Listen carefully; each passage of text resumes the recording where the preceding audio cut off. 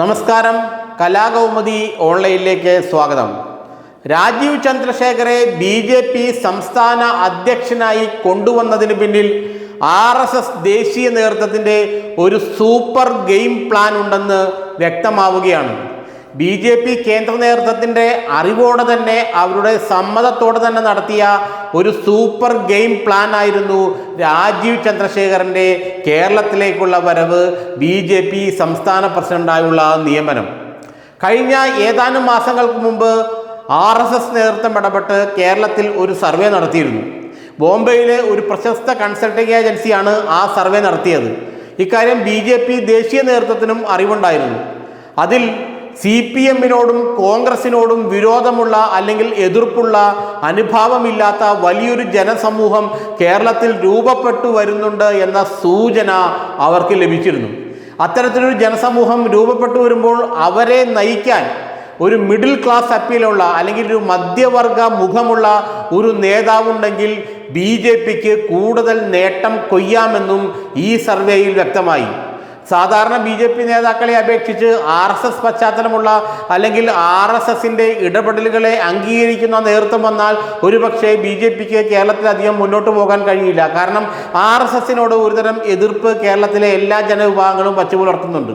അപ്പോൾ RSS പശ്ചാത്തലമില്ലാത്ത, RSS ആശയങ്ങളില്ലാത്ത ഒരു നേതാവ്, അതും ഒരു മധ്യവർഗ മുഖമുള്ള മിഡിൽ ക്ലാസ് അപ്പീലുള്ള ഒരു നേതാവ് BJPക്ക് ഉണ്ടായാൽ വരും വർഷങ്ങളിൽ അത് പാർട്ടിക്ക് വളരെയേറെ ഗുണം ചെയ്തേക്കാമെന്ന റിപ്പോർട്ടാണ് ഈ സർവേയിൽ നിന്നും BJP നേതൃത്വത്തിനും RSS നേതൃത്വത്തിനും കിട്ടിയത്. ഒരു മധ്യവർഗ അപ്പീലുള്ള, ഒരു സംരംഭകത്വ മുഖമുള്ള ഒരു നേതാവ് കേരളത്തിൽ വന്നാൽ പലപ്പോഴും കേരളത്തിലെ മിഡിൽ ക്ലാസ് സമൂഹത്തിന് അത് കൂടുതൽ സ്വീകാര്യമായിരിക്കുമെന്നും അതിന് പറ്റിയയാൾ, കാരണം മിഡിൽ ക്ലാസ് സമൂഹത്തിന് സ്വീകാര്യമാകാൻ പറ്റിയയാൾ രാജീവ് ചന്ദ്രശേഖറാണെന്നും BJP നേതൃത്വം സർവേയിലൂടെ മനസ്സിലാക്കി. കാരണം ശശി തരൂർ കേരളത്തിൽ ക്ലച്ച് പിടിച്ചത് അദ്ദേഹത്തിൻ്റെ ഈ മധ്യവർഗ മുഖത്തോടായിരുന്നു. ഈ മധ്യവർഗ മുഖം അദ്ദേഹത്തിനുള്ളതുകൊണ്ട്, അല്ലെങ്കിൽ മിഡിൽ ക്ലാസ് അപ്പീൽ ഉള്ളത് കൊണ്ടാണ് ശശി തരൂർ തിരുവനന്തപുരത്ത് ക്ലച്ച് പിടിച്ചതും നേതാവായതും 4 തവണ പാർലമെന്റ് എത്തിയതും. ശശി തരൂരിനെ കഴിഞ്ഞ പ്രാവശ്യം മുട്ടുമേൽ നിർത്തി വിറപ്പിച്ച ആളാണ് രാജീവ് ചന്ദ്രശേഖർ. 2024 ലോക്സഭാ തെരഞ്ഞെടുപ്പിൽ രാജീവ് ചന്ദ്രശേഖർ വിജയത്തിന് അടുത്തെത്തിയതാണ്.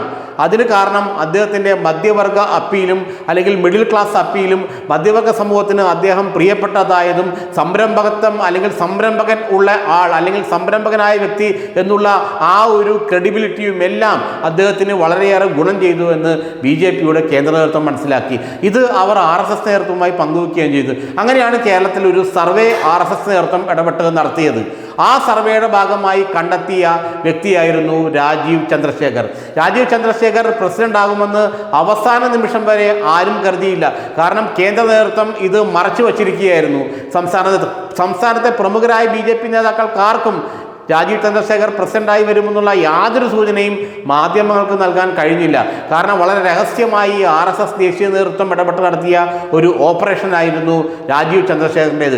കാരണം അദ്ദേഹത്തിന് പ്രത്യേകിച്ച് ക്രൈസ്തവ സമുദായത്തെ കൂടുതൽ പാർട്ടിയിലേക്ക് അടുപ്പിക്കാൻ സുരേഷ് ഗോപി കഴിഞ്ഞാൽ വേറൊരു മുഖം കൂടി BJPക്ക് വേണ്ടിയിരുന്നു.